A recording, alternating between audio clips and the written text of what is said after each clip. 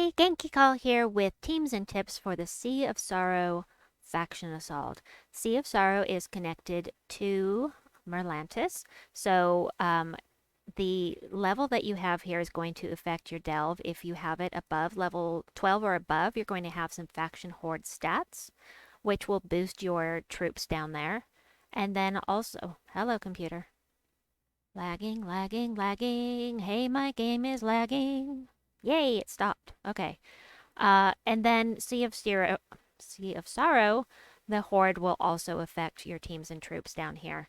I forgot to put your faction in there, but I'm not sure what team to use at this moment. But I do have a bunch of teams for you. So, Faction Assault for Sea of Sorrow. What we've got here, and I will take you over to my handy dandy cheat sheet. Ba-dow! There can be a high percentage of submerged troops here, so you really want to try to be able to hit them. Using Elementalist is going to help because it removes traits. And so those traits are usually things that will help them submerge, but not always. Sometimes it's part of their spell, or sometimes they'll get a boost from one of the rooms that you did that gives them Tidal Affix, which makes them submerge whenever they cast a spell. So there are a couple ways to get around those submerged troops. First is to use a class with Banishment, like Runepriest, Sentinel, or Warden. It's a level 70 trait, and it dispels all enemies on 4+ matches. And what that means is that it will remove all of their positive status effects, including barrier and submerge, that kind of thing. So better yet, take along a troop that curses, because that will remove their positive status effects as well. It works very much like Banishment. It basically, once they get cursed, they lose all of their positive status effects.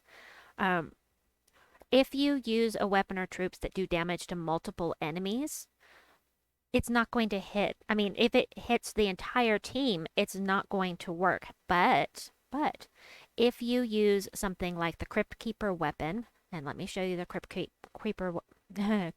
Keeper weapon so I can give you that visual. So Crypt Keeper. Oh, that's the wrong button. So if you hit the first enemy with the Crypt Keeper weapon, you're going to hit that first enemy and everyone below it. In essence, you're hitting everyone on the team, although the first one is a death mark, but it's still the same kind of concept. And there are troops that do that as well, like Lananshi, Leanan, who you can't use in this delve, but it's another example of something that you can do. She hits an enemy and then all above them. It's still doing the entire team, but it's not necessarily going to do the whole team unless you hit the exact right troop. So that's a good way to get around it. Another way to get around it is to where am I? Use a troop with splash damage. So like a good example is the legendary from this site, and that is the Deep King. He does splash damage. Mistralis is usable at this site. Mistralis does splash damage. And so it doesn't matter if they're submerged. You're not hitting the whole team. You are hitting at least 2, maybe 3 at once, but not the whole team. So that is very, very helpful. I have a list here of explode, destroy mana generators that you can use.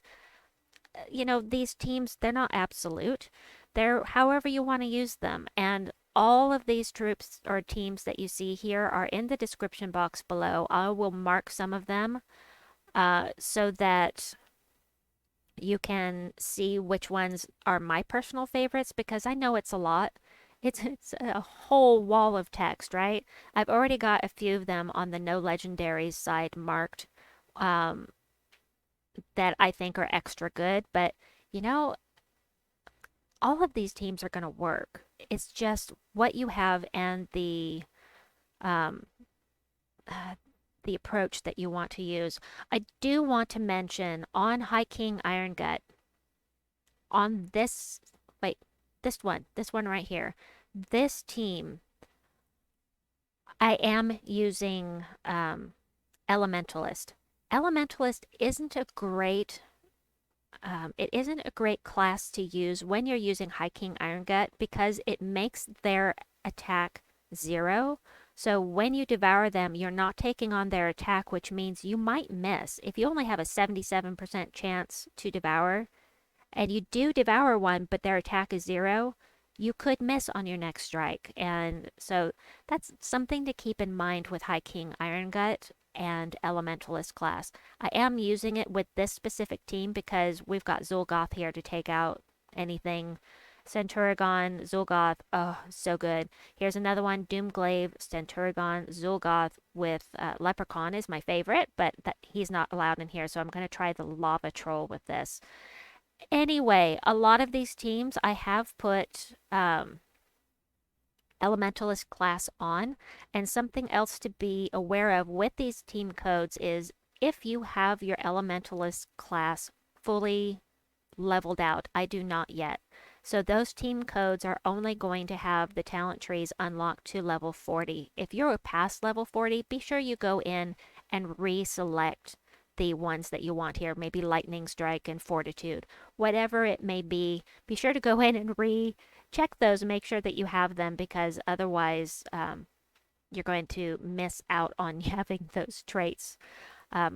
That's one of the problems with using a team code. It copies all of the traits, and if you have more traits than the person you copied from, that is a problem. But anyway, I will be live streaming in the next couple of hours. I may have some more teams. I will probably make some more teams on the fly while we are live streaming. Hope that you'll join us. In the meantime, here are some teams for you to use until I start. So have fun with it. Please like and subscribe, and we'll see you soon. Bye-bye.